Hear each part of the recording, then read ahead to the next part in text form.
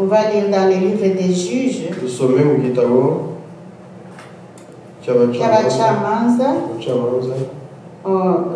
Chapitre 6, verset 25 jusqu'à 35.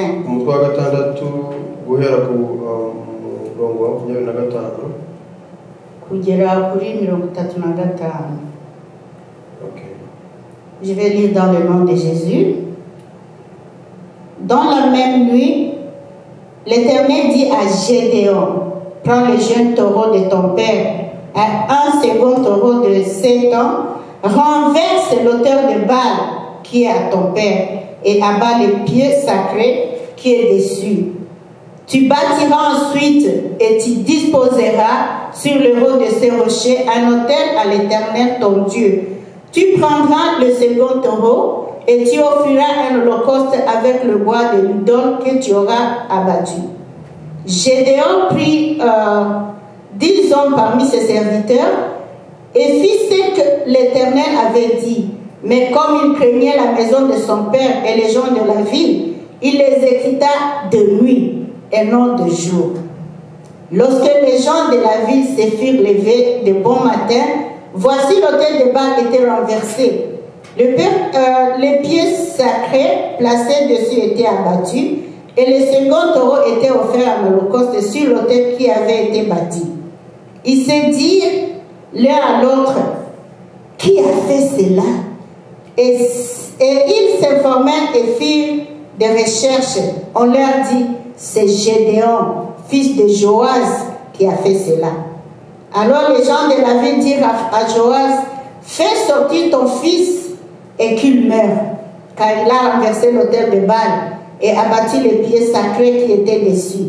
Joas répondit à tous ceux qui se présentèrent à lui, et c'est à vous de prendre parti pour Baal, et c'est à vous de venir à son secours. Quiconque prendra parti pour Baal mourra avant que le matin vienne. Si Baal est un Dieu, qu'il plaide lui-même sa cause, puisqu'on a renversé son autel. 32. Et en ce jour, l'on donna à Gédéon le nom de Jéhobal, en disant que Baal plaide contre lui, puisqu'il a renversé son autel. Tous Médian, Amélec et les fils de Lorias se rassemblèrent. Ils passèrent le Jourdain et campèrent dans la vallée de Jezreel. Gédéon fut revêtu de l'esprit de l'Éternel. Il sonna de la trompette et Abiezer fut convoqué pour marcher à sa suite. Il envoya des messages dans tout Manassé et fut aussi convoqué pour marcher à sa suite. Il envoya des messagers dans Aser, dans Zabulon et dans Nephtali qui montèrent à leur rencontre. Amen. Abacamanza umutwe wa 6 kugera ku 35 haranditse ngo nuko ijoro ry'uwo munsi w'iteka aramubwira ati enda imfizi ya so ntoya wende n'indi ya kabiri imaze imyaka 7 maze usandaze igicaniro so yubakiye Bali uteme Ashera iri hafi yacyo maze wubakire Uwiteka Imana yawe igicaniro kukanunga kubatsweho igihome ubyitondeye kandi wende imfizi ya kabiri uyitambeho igitambo cyoswa ucyosheje inkwi za Ashera uri buteme. Nuko Gideyoni ajyana abagabo 10 bo mu bagaragu be abigenza nk'uko Uwiteka yamutegetse, ariko yabikoze nijoro ntiyatinyutse kubikora ku manywa kuko yatinyaga abo mu muryango wa se n'abatuye muri uwo mudugudu. Bukeye bwaho abo muri uwo mudugudu babyutse mu gitondo kare basanga igicaniro cya Bali gisandaye na Ashera yari hafi yacyo yaguye n'imfizi ya kabiri yatambwe hejuru y'igicaniro cyubatswe muri iryo joro. Baramubaza bati ninde wakoze ibi? Barabibaririza bamenya ko ari Gideyoni mwene Yowasi wabikoze. Nuko abo muri uwo mudugudu babwira Yowasi bati sohora umuhungu wawe apfe kuko yasandaje igicaniro cya Bali agatema Ashera yari hafi yacyo. Yowasi asubiza abamuhagurukiye bose ati murashaka kuburanira Bali cyangwa murashaka kumukiza? Ati ushaka kumuburanira bamwice hakiri kare, niba ari Imana niyiburanire kuko basandaje igicaniro cyayo.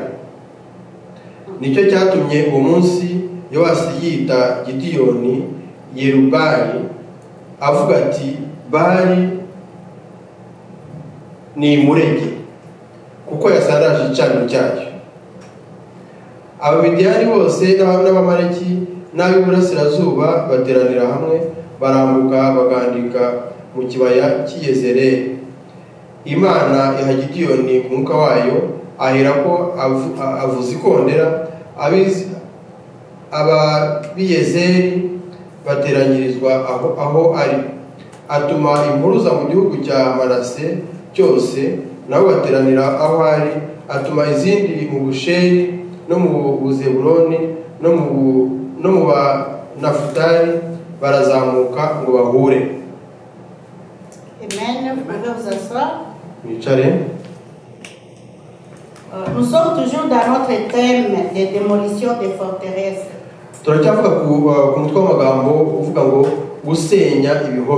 Aujourd'hui, nous n'allons pas seulement dire de démolir, mais aussi de construire. Alléluia. Parce que nous devons chasser et nous devons bâtir. Alléluia. Et nous voyons que notre Dieu utilise souvent les gens ordinaires pour les rendre extraordinaires, les faibles pour les rendre forts, les moins connus pour les rendre des héros vaillants, comme pour le cas de Gédéon. La fois passée, on a parlé de la victoire de David. Et vous voyez qu'il était aussi faible. Et aujourd'hui, nous allons parler de Gédéon. Alléluia.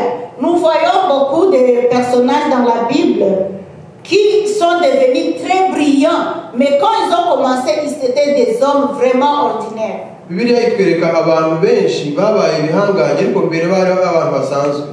Alléluia. Que les circonstances de la vie étaient défavorables. Si nous voyons par exemple la vie de Moïse, si nous parlons de la vie de Moïse, à l'époque de Moïse, il est né quand on voulait tuer tous les jeunes garçons, tous les enfants nouveau-nés. Les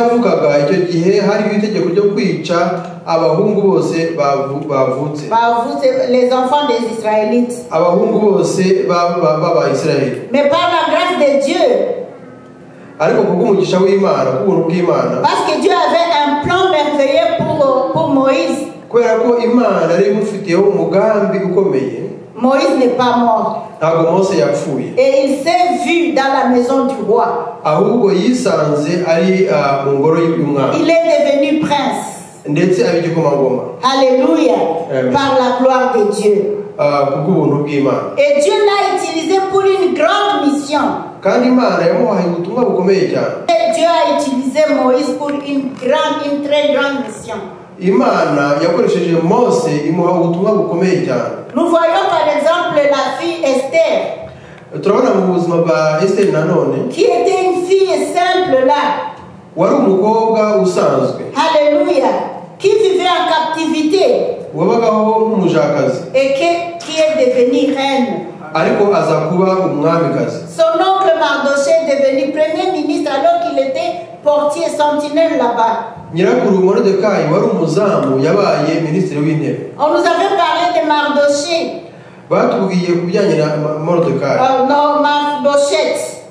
Non, Mephibosheth, qui était un boiteux rejeté là à Lodébar.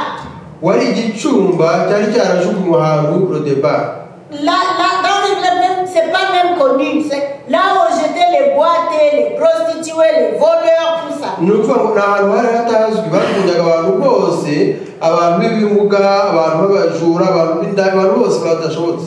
Mais un jour, il s'est vu à la table du roi. Et Dieu lui a restitué ses biens. À cause de l'amour de Jonathan, son père, et David. Même si nous ne voyons pas dans la Bible, dans la vie courante, nous connaissons les gens qui étaient vraiment très faibles, qui sont nés, je ne sais pas là, à Bouchia, sont nés à Massissi, sont nés à Moulengue, mais aujourd'hui sont devenus des plus grands. Nubwo tutavuga ku bijyanye n'abantu muri bibiri ariko no mu buzima busanzwe tuzabantu bavugiye ahantu za Mushiha za Masisi za Murenge n'ahandi handi ariko babaye abantu b'ibihangange. Alléluia. Ils sont devenus des grands prophètes, ils sont devenus des apôtres, ils sont devenus des entrepreneurs par la grâce de Dieu. Babaye abahanuzi abapotre intumwa baba abantu bakora imishinga baba bakubeye cyane ariko kubw'ubuntu bw'Imana. Dieu a changé nos vies. Imana yahindura ubuzima bwacu. Et Dieu change toujours. Kandi Imana buri gihe ijya ibikora. Alléluia. Toi aussi, il peut te changer. Nawe ishobora kuguhindura. Même si tu regardes les films de ta vie, tu vas voir qu'en tout cas, Dieu a changé beaucoup de choses pour moi. Uramutse witegereje neza ukareba ubuzima bwawe nk'ureba filime wabona ukuntu Imana yahinduye ibintu byinshi cyane mu buzima bwawe. Dieu a un plan merveilleux pour nous. Imana idufiteho umugambi mwiza cyane. Il a un projet pour nous. Ifite umushinga kuri twebwe. Merci à Jean-Pierre qui nous a rappelé du message de la fois passée. Ndashimira Jean-Pierre watwibukije ibyo twize ubushize. Il a dit que nous avons parlé de la foi qui détruit. Yavuze ko twavuganye ku bijyanye no kwizera gusenyagura. Aujourd'hui nous allons dire l'obéissance. Noneho tugiye kuvuga ku bijyanye no kubaha. L'obéissance. Alléluia. Alléluia. Nous parlons de Gédéon. Reka tuvuge ku bijyanye na Gideon. Il est né dans la période où ils étaient colonisés par les Madianites, je peux dire. Icyo gihe avuka igihugu cye cyari cyarakolonijwe n'Abamediyani. Et il y avait une grande famine. Kandi habayeho inzara ikomeye cyane. Parce que pendant la récolte, les Madianites venaient prendre tout. Kubera ko Abamediyani igihe cyo gusarura bazaga bagafata ibyo basaruye byose. Ils venaient prendre toutes les récoltes. Bagafata imyaka yose basaruye. Et ça amenait la famine dans le pays. Ibyo bitera inzara mu gihugu. En plus, il est né dans la petite tribu. Ikindi kandi yavukiye mu bwoko bw'abantu bake cyane. La tribu la plus pauvre. Kandi abantu babakene kurusha abandi. Et la Bible nous dit qu'il était le plus petit de la famille. Ndetse biri kavuga yuko yari we muto muri mu muryango we. Alors tous ces éléments-là, Gédéon pensait que, en tout cas, sa vie c'était fini. Ibyo byose Gideon yabirebaga yavuga ati ubuzima bwanjye ntacyo bumaze. Il voyait qu'il était vraiment le dernier de la société. Akavuga ati giye muri kino gihugu ndabona n'uwanyu. Mais nous allons voir comment Dieu a travaillé avec ces petits Gédéons. Aujourd'hui, nous allons parler de démolir et de bâtir. Mais parce que des fois nous chassons seulement, mais nous ne bâtissons pas. Alléluia. Alléluia. Amen. Alors un jour l'ange de l'Éternel vient visiter Gédéon. Nuko rero umunsi umwe marayika w'Imana aza gusura cyangwa kugendera Gideon. Parce que peut-être aussi Dieu vient te visiter aujourd'hui. Birashoboka ko Imana yakugenderera none. Gédéon battait du froment à l'abri de pour mettre il battait le froment au pressoir. Yari arimo guhura imyaka uburo aho babuhuriraga. Alléluia. Pour les cacher, pour les mettre à l'abri des médias, pour qu'ils ne puissent pas prendre ça. Kugira ngo ahishe iyo myaka Abamidiyani batawujyana. L'ange de l'Éternel vient et lui dit héros vaillant. Nuko marayika w'Imana aravuga ngo wowe muntu w'igihanganye. C'est ça la salutation. Niko yamushuhuje. Et lui qui connaissait qu'il était vraiment très petit là, mais comment celui-ci vient me dire que je suis vaillant, je suis un héros? Est-ce que c'est possible? ariko we yari azi ko ari umuntu uciye bugufi, aravuga ati se Imana yavuga ko ari umuntu ukomeye gute? Il lui dit, l'Éternel est avec toi, vaillant héros. Ariko yaramubwiye ngo Uwiteka ari kumwe nawe, wowe muntu w'igihangange. Alléluia. C'est là que je me suis souvenu de quand l'ange est venu visiter Marie. Ibi byanyibukije igihe marayika yasuraga Mariya. Il a dit, je vous salue Marie, pleine de grâce. Yaravuze ngo ndakuramutsa Mariya, wewe wuzuye ubuntu bw'Imana. Tu es bénie entre toutes les femmes. Ngo mu bagore bose wahawe umugisha. Et s'est demandé, c'est quelle sorte de salutation? Noneho aravuga ati se ni ibiki arimo kumbwira? Vous voyez la salutation de Gédéon, la salutation de Marie.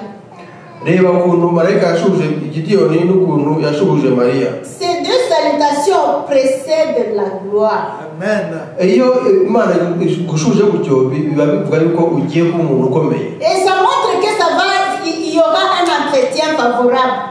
Kandi bivuga ko ikiganiro ugiye kugirana ari ikiganiro cyiza. Et à cette époque-là, il n'y avait pas de dirigeants en Israël. Icyo gihe muri Israeli nta muyobozi bari bafite. Dieu était en train de chercher un dirigeant. Imana yashakaga umuyobozi. Dieu cherche une personne. Imana irashaka umuntu. Dieu cherche une personne dans sa maison. Imana yashaka umuntu mu nzu yayo. Dieu cherche quelqu'un dans sa maison aujourd'hui. Imana yashaka umuntu mu nzu yayo uyu munsi. Alléluia. Amen. Il cherche quelqu'un qui va amener l'impact ici à Laval. Irashaka umuntu uzatuma hano muri Laval habaho impinduka. N'oubliez pas la vision que Dieu a donnée à l'apôtre, sa servante. Nimwibagirwe ubutumwa Imana yahaye intumwa ye. Il dit, cherchez d'abord Dieu pour impacter les nations. Imubwira iti mubanze mushaka Imana kugira ngo mubashe kuzana impinduka mu isi. Seeking God to impact nations. Gushakisha Imana kugira ngo tuzane impinduka. Et c'est pourquoi nous sommes là. Niyo mpamvu turi hano. Si tu es dans la vision, niba uwemeranya n'uwo muhamagaro, Dieu te demande de le chercher d'abord. Imana iragusaba kugira ngo ubanze uyishake d'abord. Pour impacter. Mbere na mbere kugira ngo ubashe kujya impacter dans ta famille. Uzane impinduka mu muryango wawe. Impacter dans ton travail. No mu kazi kawe. Impacter dans ta maison. Mu rugo rwawe. Impacter les nations. Ndetse no mu mahanga. Alléluia. Amen. Donc les critères de Dieu, c'est pas comme les critères des hommes. No kuvuga ngo ibyo Imana iheraho ikora ibintu ntabwo ari abantu duheraho. Dieu a regardé ce petit Gédéon et il a vu en lui quelque chose. Imana yitegereje Gideyoni bibwira ko ari muto ariko ubona ko muri we harimo ikintu gihambaye. Il a vu qu'il était un héros. Aravuga ngo ni umunyambaraga. Il a vu qu'il était un vrai dirigeant qu'il cherchait. Ibona yuko ari we mu buyobozi yari ikeneye. Il y avait beaucoup de gens. Hariho abantu benshi icyo gihe. Mais il a choisi Gédéon. Ariko yahisemo Gideyoni. Alléluia. En parlant de Gédéon, ku bijyanye na Gideyoni, parce que la fois passée on a dit la foi. Mwibuke ko twavuze ubushize ku bijyanye Mais n'ukwizera. Dieu a vu que Gédéon n'avait pas vraiment la foi. Ariko Imana yabonye ko Gideyoni atari afite ukwizera. Parce qu'il commençait à dire, moi je suis le petit, moi je suis d'une famille très pauvre, moi je suis commencé à dire ça. Il n'avait pas vraiment la foi. Kuko Gideyoni yaravuga ati ndi muto ntabwo mfite imbaraga nk'uko bivuga. Mais la parole de Dieu nous dit que Dieu a vu qu'il était sincère. Ariko Imana yabonye ko ari umunyakuri. Et il était obéissant. Kandi ko yubaha. Et il avait le courage. Kandi yari afite ubutwari. Alléluia. La foi peut venir en travaillant. Ukwizera gushobora kuza kubera ibyo turimo gukora. Alléluia. Tu peux venir ici, tu n'as pas la foi, mais à cause de regarder ce que Dieu est en train de faire, la foi commence à augmenter en toi. Ushobora kuza udafite ukwizera ariko wakomeza kureba iby'Imana ikora, ukwizera kukagenda Dans tout ce qu'il disait, dans l'entretien avec l'ange, il a vu qu'il était vraiment sincère. Ce garçon est sincère. Mu kuganira na marayika w'Imana, marayika yabonye ko rwose uwo musore yari umunyakuri. C'est pour cela que la Bible dit, venez comme vous êtes. Niyo mpamvu bivuga ngo muze uko mumeze. Dieu va changer. Imana izabahindura. Alléluia. Ce sont de telles personnes que Jésus cherche. Abantu nk'abo nibo Yesu ashaka. Il y a des gens, par exemple, on peut dire dans une congrégation, on dit que, vous voyez, nous n'avons pas vraiment beaucoup dans la chorale, c'est un exemple, est-ce que tu peux venir te joindre, tout ça, tu peux venir, tu peux chanter avec les autres. Moi, je ne sais pas vraiment me tenir devant les gens, ma voix, tout ça, tu commences à alimenter. N'est-ce pas que c'est Dieu qui t'envoie? bashaka kugira bati ngwino urimbe muri korari ko ngo ngiye ntabwo mfite ijwi ryiza ngo zishaka guhagarara imbere y'abantu ntabwo bikunda bintera isoni ariko ni Imana iguhamagara. Je ne sais pas interpréter ce que je le pourrais, je ne sais pas faire ça. Moi, je peux peut-être balayer, moi, je peux peut-être... Non, quand Dieu te donne quelque chose, c'est lui qui va le mettre en toi. Uti ntabwo nzi gusemura sinzi gukora ibi yenage nakoropa nasukura oya iyo Imana iguhamagaye niyo iguha imbaraga zo kubikora. Il va mettre le vouloir et le pouvoir en toi. Iyo iguhaye ubushake iguha n'ubushobozi. Alléluia. Amen. Alléluia. Amen. Amen. Donc il faut toujours obéir. Rero tugomba kubaha cyangwa kumvira buri gihe. Alléluia. Nous voyons un autre dans la Bible, Paul. Nanone kandi hari undi muntu tubona muri Bibiliya ariwe Pawulo. Saul. Alléluia. Il était sincère dans tout ce qu'il faisait. Nawe yari umunyakuri mu byo yakoraga byose. Il était tueur, il allait tuer les chrétiens. Yari umwicanyi yicaga abakristo. Et dans sa religion, il le faisait très bien. Kandi mu idini yarimo yari umwizerwa. Il avait le zèle. Yari afite ubushake n'ubutwari. Il devait massacrer les chrétiens. Yagombaga gutsembaho abakristo. C'était sa religion. Niyo dini rye. Il ne voulait pas les chrétiens, il ne voulait pas les gens de Jésus. Ntiyashakaga abakristo abantu bakurikira Yesu. Et il le faisait avec sa détermination. Kandi yabikoraga afite imbaraga rwose abishishikaye. Donc il était sincère dans sa détermination. Ni ukuvuga ngo mu byo yakora byose yari umunyakuri. Yari umunyakuri pour persécuter les chrétiens. No mu gutoteza abakristo yari. Alors Dieu a vu ces ailes-là. Non, Imana ibona ubwo butwari n'ibyo shaka. Je vais t'utiliser. Aravuga ati ngiye kugukoresha. Tu vas utiliser ces ailes-là pour amener les âmes. Uzakoresha iryo shyaka mu kuzana abantu ku Mana. Tout le courage que tu as là-bas, maintenant ça va changer. Tu vas être zélé pour aller chercher les chrétiens là. Amener les païens dans la maison. Ubwo butwari ufite uzabukoresha kugira ngo uzane abakristo abantu batizera Imana baze kwemera Kristo. Alléluia. Il a rencontré sur le chemin de Damas et lui a demandé d'utiliser la même sincérité et la même détermination, le même zèle pour le salut des âmes. Imana yamusanze mu nzira ajya i Damasi iramubwira ngo azakoreshe izo mbaraga n'iryo shyaka ndetse n'uko kuri mu kujya gushakisha abantu baza gukurikira Yesu. Il détruisait. Yarasenyaga. Maintenant il va aller bâtir. Ariko Imana naho yamusabye kugenda akubaka. Applaudissez le Seigneur. Reka duhe Imana amashyi. Moi je préfère un athée qui refuse Dieu et le proclame tout haut que aller mentir les gens. Aho kugira ngo ujye kubeshya abantu ngiye nahitamo umuntu uvuga ngo sinemera Imana akanabivuga rwose akabivuga abantu bose babyumva. Aho kugira ngo abe umukristo un faux chrétien. Au lieu d'être un faux chrétien. Alléluia. Amen. Alléluia. Amen. Alléluia. Nous devons être sincères dans tout ce que nous faisons. Mu byo dukora byose tube abanyakuri. Alléluia. Tu te proclames serviteur de Dieu, tu prophétises n'importe quoi, tu mens là-bas pour remplir seulement ton ventre. Uravuga ngo umukozi w'Imana ugatanga ubuhanuzi ukavuga ibyo ushatse byose ariko mu by'ukuri ubeshya kugira ngo ubashe kubona indonke. Que Dieu nous donne un esprit de discernement aujourd'hui. Imana iduhe umwuka wo kugira ngo tuvangure ibyiza n'ibibi. Que Dieu nous donne un esprit de discernement. Imana iduhe umwuka wo gushishoza. Toute la Bible ici, Bibiliya yose uko yakabaye c'est la prophétie de Dieu.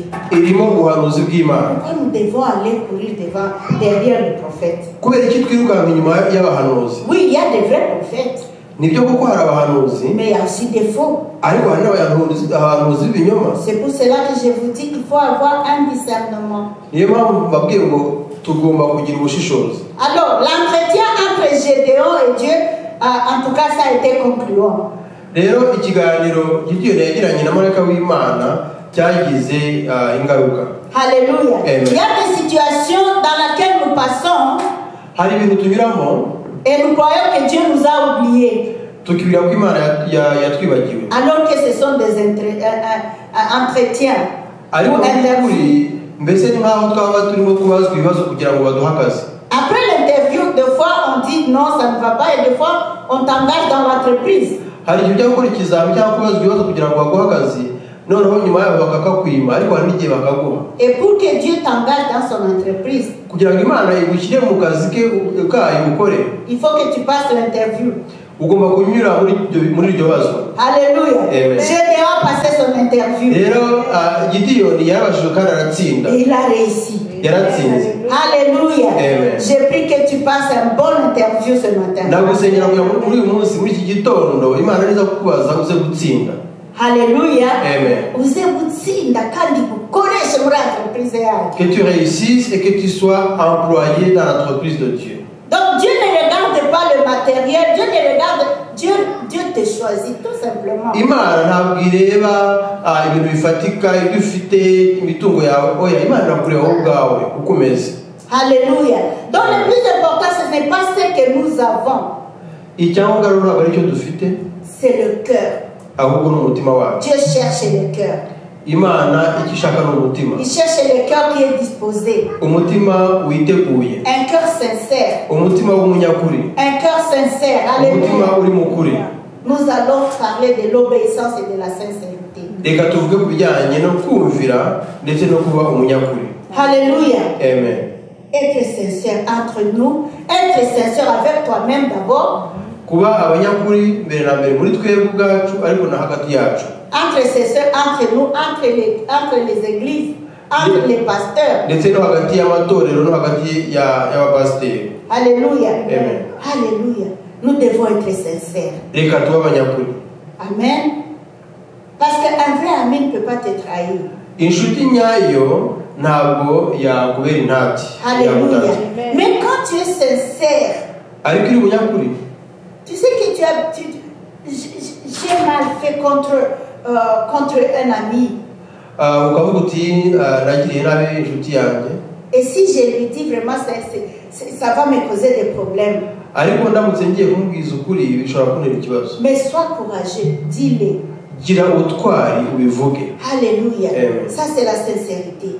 Uko ni ukuri. Et Dieu va arranger parce que tu as été sincère. Kandi kubera ko wabaye umunyakuri, Imana icyo kibazo izagikemura. C'est comme ça que nous renversons les autels. Uko niko dusenya ibicaniro. Être sincère avec toi-même. Kuba abanyakuri muri twebwe. Être sincère avec ton ami. Ndetse tukaba abanyakuri hagati yacu n'inshuti zacu. Et être sincère avec Dieu. Ndetse n'Imana. Alléluia. Amen. Alléluia. Amen. Alléluia. Amen. Alors Gédéon, Dieu l'a regardé. Nuko Imana yitegereza Gideyoni. Là où nous avons lu, nous avons dit que Dieu lui a demandé de démolir l'autel qui appartenait à son père. Twabonye ko Imana yamusabye gusenya igicaniro cyari cyarubatswe na se. Ce n'était pas facile. Ntabwo ari ikintu cyoroheje. Donc le Dieu Baal se trouvait dans leur maison. Kubera ko mu nzu yabo bari barimitse Imana Baali. Alors que c'était le peuple choisi. Kandi abari ubwoko bwahiswemo n'Imana. Mais il s'est retrouvé, son père s'est retrouvé en train d'adorer les dieux Baal. Ariko se wa Gideyoni yisanze arimo gusenga ikigirwamana Baali. Alors l'Éternel a dit à Gédéon, commence d'abord là-bas. Chez vous, on adore Baal. Détruis ça. Uwiteka abwira Gideyoni ati banza iwanyu muhira kuko musenga Baali, bazu umusenyi. Et briser le poteau d'Astarté. Usenge Ashera iri hariya. Et vous voyez que cette démarche, ce que Dieu lui demande, ça va l'opposer avec son père. Kandi ibi Imana yamusabaga byajyaga gutuma we na se batumvikana. Et avec tout le village. Ndetse n'umudugudu wose. Mais Gédéon était déterminé à le faire. Ariko Gideyoni yagize ubutwari bwo kubikora. Il ne pouvait pas servir Dieu en présence des idoles. Kuko ntabwo ari gukorera Imana kandi hari ibigirwamana. Donc pour servir Dieu, il ne faut pas mélanger. Ni ukuvuga ngo iyo ukorera Imana ntukavanga ibintu. Il ne faut pas mélanger. Wivanga. Aujourd'hui tu es dans l'église. Ejo uri mu rusengero. Et le soir tu vas ailleurs. Nimugoroba ujya ahandi. Dieu n'aime pas ce mélange. Imana ntabwo ikunda iyo mvange. Imvange kabisa. Mélange. Dieu n'aime pas ça. Imana ntabwo ikunda. Tu es en train de louer ici dans l'église, alléluia, amen. Le soir tu es en train de louer ailleurs. ukaba urimo gusenga urimo guhimbaza Imana hano mu rusengero mu gitondo ariko nimugoroba ukajya ahandi ukajya gusenga ibindi. Et tu penses que Dieu ne te regarde pas? Ukibwira ko Imana itakubona. Dieu regarde. Imana irakubona. Il faut détruire les idoles. Reka dusenye ibigirwamana. Alléluia. Amen. Et puis bâtir un holocauste de Dieu. Maze twubake igicaniro cy'Imana. Il faut bâtir l'holocauste dans nos cœurs. Twubake igicaniro mu mutima wacu. Amen. Amen. Amen. Amen. Alléluia. Amen. Une fois, quand vous avez détruit, maintenant tu peux commencer à adorer. Iyo umaze gusenya igicaniro cy'ikigirwamana uno utangira gusenga Imana none. Le vrai Dieu. Imana nyayo. Le vrai Dieu. Imana nyayo. Alléluia. Le Dieu de Gédéon. Imana ya Gideon. Le Dieu dit ton nom. Le Dieu de Immaculée. Imana yanyu. Prononce ton nom. Si tu disais vraiment que c'est ton Dieu. Imana yanyu. Vuga izina ryawe. Moi je dis le Dieu de Immaculée. Le Dieu de maman. Alléluia. Amen. Amen. Alléluia. Donc Dieu peut t'utiliser. Il ne regarde pas la religion d'où tu étais. Dieu peut te. Imana ntabwo ireba ngo wari mu idini runaka. Imana yakuvanaho. Il peut te sortir de là. Yakuvana. Pour son service. Kugira ngo igukoreshe. Nous devons bâtir un hôtel de Dieu. Reka twubake igicaniro cy'Imana. Dans l'Ancien Testament, on voyait les hôtels, on bâtissait les hôtels physiques. Mu isezerano rya kera abantu bubakaga ibicaniro ahantu hagaragara. Mais aujourd'hui c'est pas physique. Ariko uyu munsi ntabwo ibicaniro bigaragara. Aujourd'hui c'est spirituel. Ahubwo ni ibicaniro byo mu mwuka. Le cœur.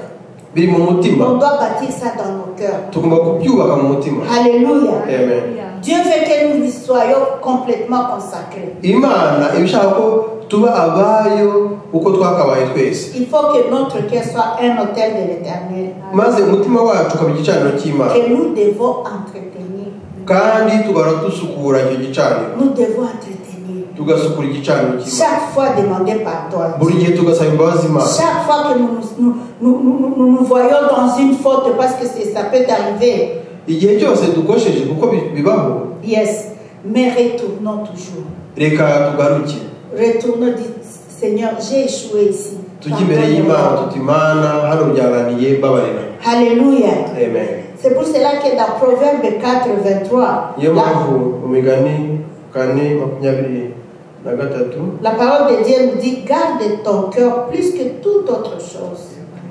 Imana ivuga ngo rinda umutima wawe kurusha ibintu byose. Car de lui viennent les sources de vie.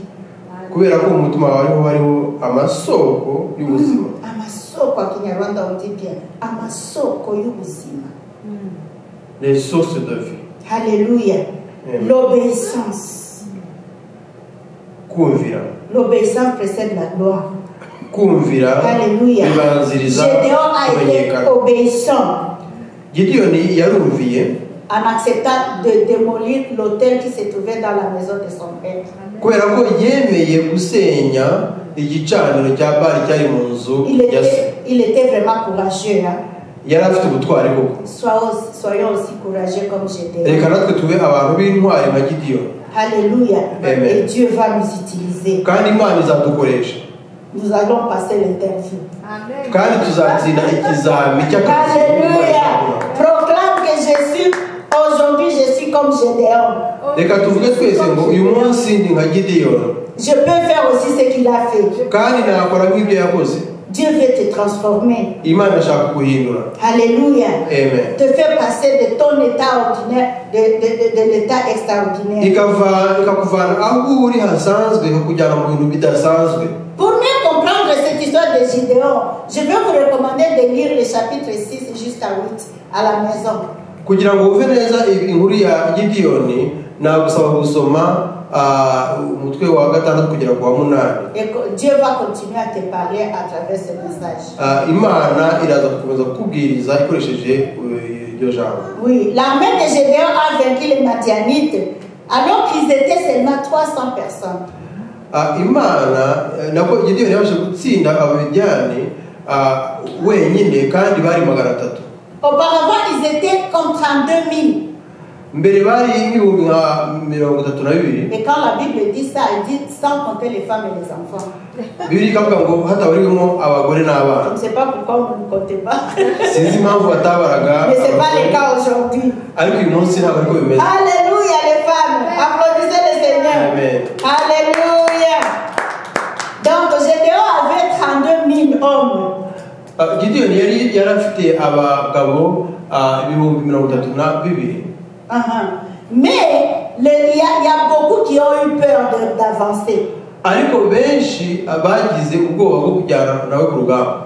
Et le reste qui est resté, Dieu a dit à Gédéon de diminuer encore. Noneho Imana ibira Gideon ngo nabagabanye nanone. C'est là pour vous dire que Dieu il n'utilise pas seulement quand vous êtes nombreux. Nukuvuga ngo Imana ntabwo ikoresha abantu kubera umubare wabo, kubera ubwinshi bwabo. Si tu peux prendre derrière s'il te plaît. Alléluia. Amen. Donc ils ont eu la crainte, ils sont partis. Bagize rero ubwoba baragenda. Et Dieu lui dit, même ceux qui sont restés, diminuent encore. Ariko Imana iravuga ngo n'abasigaye bagabanye. Bagabanye. Peu mais bien. Bakeya ariko beza. Alléluia. Amen. Alors suivant les instructions de Dieu, il a équipé son armée d'une trompette.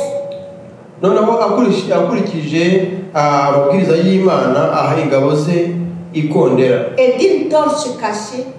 Ndetse ni toroshi dans une jarre d'argile. Yihishe bashyize mu kibindi gikozwe nyine mu. Au signal de Dieu, il devait briser ça. Imana yagomba gutanga ikimenyetso no bagahita bamena icyo kibindi. Les jarres. Faire sonner leur trompette. Noneho bakavuza ikondera. Et pousser un grand cri. Noneho bakavuga n'ijwi riranguye. Alors les autres, les ennemis, quand ils ont vu ça, ils ont dit nous sommes attaqués, c'est fini pour nous. Noneho abahanganaga nabo babibonye babyumvise bati turashize bati bateye. Ils ont pris la fuite. Bahita bahunga bari. Ils sont partis loin, nous sommes, en tout cas, nous mourrons. Baravuga bati reka tugende tudapfa. Stratégie de Dieu. Mbese izo ni ingamba z'Imana. Alléluia. Amen. Tout ça pour dire qu'il ne faut pas nous sous-estimer. Ayons seulement courage. Soyons sincères. Soyons obéissants. Alléluia. Et tout ça, ça va nous amener vers la foi. Dans tout ce que nous faisons, obéissons d'abord. Obéissons à Dieu. Obéissez à ceux qui sont avec vous. Obéissez vos supérieurs. Obéissez vos pasteurs. Alléluia. Obéissez vos chefs de famille. Alléluia. Amen. Il y a Jean-Pierre qui dit Amen. Amen. Oui, c'est la loi, c'est comme ça. Il faut obéir et être sincère. Jean-Pierre, toi qui as fait comme ça, quand ta femme t'obéit, mais sois sincère avec elle aussi. Amen. Applaudissez très fort. Amen. Amen. On va lire, aujourd'hui je vais terminer, on va lire, on va conclure avec Deutéronome 30.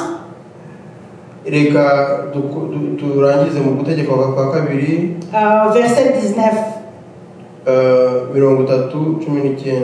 La parole de Dieu nous dit, j'en prends aujourd'hui à témoin contre vous le ciel et la terre. J'ai mis devant toi la vie et la mort, la bénédiction et la malédiction.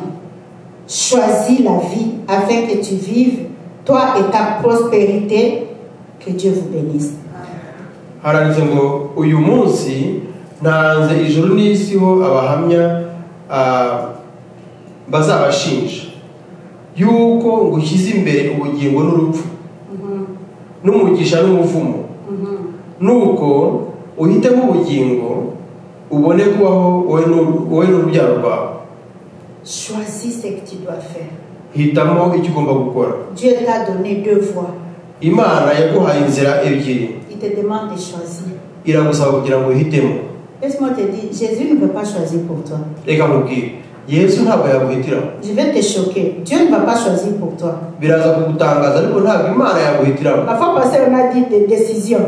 Ubushe twavuze ko ku bijyanye no gufatira icyemezo. Et aujourd'hui, je te dis, Dieu ne va pas choisir pour toi. Imana itagufatira icyemezo. None uyu munsi ku bijyanye no guhitamo rero, Choisis la vie. hitamo ntabwo Imana yaguhitiramo, hitamo ubuzima, Choisis le bien. hitamo icyiza. Dis aujourd'hui, je me détermine. Vuga uti uyu munsi mfashe icyemezo. Alléluia. Amen. Quand je regarde sur la vie de Gédéon, Iyo ndebye ubuzima bwa Gideyoni, il a eu le courage de démolir l'autel de son Dieu, de yagize son père. ubutwari bwo gusenya igicaniro cy'Imana ya se. Mais ce qui m'a étonné dans l'histoire, Ariko icyantangaje muri iyo nkuru, son père devait se fâcher, Joas. mu by'ukuri Yowasi yagombaga kumurakarira. Il devait se fâcher, il devait même le frapper ou le taper ou le chasser. Je sais pas. Yagombaga kumurakarira, akamukubita cyangwa se akanamwirukana. Alors ils ont parce qu'il avait peur, il a démoli ça la nuit. Kubera ko Gideyoni yari afite ubwoba, yasenye icyo gicaniro nijoro. Il dit, Dieu, j'accepte de le faire, mais je vais me cacher, je vais le faire la nuit. Yari yabwiye Imana ati Imana nabyemeye kuko ariko ndabikora nijoro Sinon on va me tuer. kugira ngo batanyica. Et la nuit il s'est levé, il a démoli. Noneho nijoro arabyuka asenya icyo gicaniro. Et très tôt le matin, les gens sont venus dire, oh, on a tué notre Dieu, on a démoli. Écoute, les gens qui peuvent, on a démoli notre Dieu. Ça c'est fait. Noneho mu gitondo abantu baraza bati Imana yacu bayishe bayisenye. Ils sont venus jusque devant la maison de Joas. Baza imbere y'inzu y'urugo rwa Yowasi. Ils ont dit, parce qu'ils ont cherché et le peuple a dit, nous savons qui a fait ça, c'est le petit Gédéon. Kubera ko baraperereje, noneho abantu baravuga bati turabizi ni ka Gideyoni kabikoze. Ils sont partis chez eux. Noneho bajya iwabo wa Ils Gideyoni. ont dit au père, donne-nous Gédéon. Babwira se bati duhe Gideyoni, Nous allons le tuer. tugiye kumwica. Ils savaient que leur père était avec eux. Kuko barabazi yuko ise wa Et Gideyoni son père dit, qu'est-ce qu'il a yari ku fait? ruhande rwabo. None aravuga ati ese yakoze iki? Qu'est-ce qu'il a fait? Aravuga ati yakoze iki? Il a démoli le dieu Baal. Baravuga bati yasenye Imana Baali. Et le vieux le dit. Noneho ise arababwira, Mais que Baal se défende lui-même parce que aravuga c'est un ati dieu. mureke Bayali yirwanire. Mais pourquoi vous venez? Kubera iki mushaka kuyirwanaho? C'est ça. Hein? Il peut se défendre, c'est un dieu. Nimuyireke yirwaneho kuko ni Imana. Et comment on peut tuer Dieu? Ese umuntu yakwica Imana? En tout cas, aujourd'hui, Uyu munsi moi je suis le Dieu de mon fils. ngiye kugira Imana Alléluia. y'umuhungu wanjye. Je ne suis plus avec vous, avec vos dieux. Non, je ne suis plus là-bas. Hein? Maintenant, je reconnais notre Dieu que j'ai abandonné. None uyu munsi nemeye ya Mana yacu nari narana. Moi, je vais suivre le Dieu de Gédéon. Imana ya Gideyoni. Et si vous faites quelque chose contre mon fils, Nimugire ikintu mukora ku muhungu wanjye, son Dieu va vous tuer. Imana ye irabica. Ils sont retournés. Bahita bagira. Avec la détermination du petit Gédéon, Kubera ko Gideyoni yagize ubutwari, il a ramené sa famille. yabashije kuzana umuryango we kugarura ku Et c'est pour ça que je suis dit, moi et ma maison, nous servirons l'Éternel. niyo mpamvu yavuze ngo ngewe n'inzu yanjye tuzakorera Uwiteka. Parce que quand toi tu te détermines aujourd'hui, Kuko wiyemeje uyu munsi, ta famille va te suivre. umuryango wawe ugukurikira, Qu'ils veuillent ou non, ils vont te suivre. babishaka batabishaka. Parce que vous êtes le choix de Dieu. Kubera ko mwatoranyijwe n'Imana. Vous êtes le choix de Dieu. Imana yabahisemo. Dieu dit, c'est moi qui t'ai choisi. Imana babona igihe watoranyije. Tu ne m'as pas choisi. Je t'ai choisi. Ntabwo ari wowe watoranyije, Et naguhisemo je t'ai établi. kandi naguhaye ubutware. Donc si tu es là ce matin, Niba uri hano uyu munsi mu gitondo, sache que tu es le choix de Dieu. menya yuko Imana yagutoranyije. Dieu t'a choisi. Imana yaragutoranyije. Alléluia. Tu étais peut-être ailleurs, mais Dieu t'a amené ici. Yenda wari uri ahandi ariko Imana yaguhisemo. Dieu avait un choix. Wari ufite guhitamo. Alléluia. Amen. C'est pour ça que Deutéronome nous dit, choisis bien. Niyo mpamvu Imana itubwira mu gutegeka kwa kabiri ngo duhitemo neza. Alléluia. Amen. Choisis bien. Ngo hitamo neza. Je me souviens, je vais terminer avec un exemple. Je n'ai pas préparé ça, mais ça me vient. ndangiza reka aho urugero ntabwo narabiteganyije ariko reka ni ibintu binje. Avant, on était tous religieux, on était dans la religion catholique. Mbere twari turi mu idini gatolika. Et ma mère servait vraiment le Seigneur là-bas. Kandi mama wanjye yakoreraga Imana cyane muri iryo dini. Alléluia. Ma famille était très connectée, très religieuse. Umuryango wanjye bari abantu bakurikira Imana cyane. Alors quand le réveil est venu, noneho haje ububyutse. On était au Congo. Twari muri Congo. Le réveil a commencé par mes petites sœurs. Ububyutse butangirira kuri barumuna banjye. Ils ont commencé à aller dans les églises de réveil, tout ça. Batangira kujya mu matorero y'ububyutse. Nous on disait que ces enfants sont devenus folles. Tukavuga tuti bari abana basaze. C'était pasteur Mama Mireille et apôtre Trice à ce moment-là. Uboni pasteur Mireille na apôtre Trice. Ils ont persévéré. Ariko bo ntibigeze bacika intege. Alléluia. Ils ont continué, ils ont prié pour toute la famille.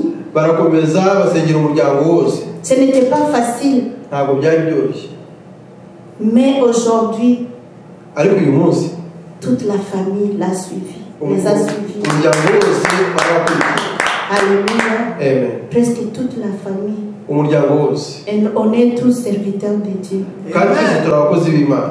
Alléluia. Amen. On est tous serviteurs de Dieu. Twese turi abakozi b'Imana. Amen. Amen. Même les autres qui sont encore dans la religion, n'abakiri mu idini, ils servent aussi le Seigneur là-bas. bakorera Imana aho bari. Alléluia. Amen. Donc moi et ma famille, njye n'umuryango wanjye, moi et mes enfants, njye n'abana banjye, par la grâce de Dieu, kubw'ubuntu bw'Imana, nous servirons l'Éternel. tuzakorera Uwiteka. Continuons de prier pour nos familles, Reka dukomeze dusengere imiryango yacu, pour nos femmes, pour nos messieurs, dusengere abagabo bacu n'abagore bacu. et Dieu fera grâce. Imana izatugirira ubuntu. C'est le temps de choisir. Ni umwanya wo guhitamo. Choisis bien. Hitamo neza. Choisis bien. Hitamo neza. Détermine-toi. Fata icyemezo. Sois courageux. Ugire ubutwari. Sois obéissant. Kandi wumvire. Et Dieu va travailler avec toi. Imana izakorana nawe. Alléluia. Amen. C'est pas pour rien que nous sommes venus ici. Ntabwo twaziye aha ngaha ubusa. Amen. Amen.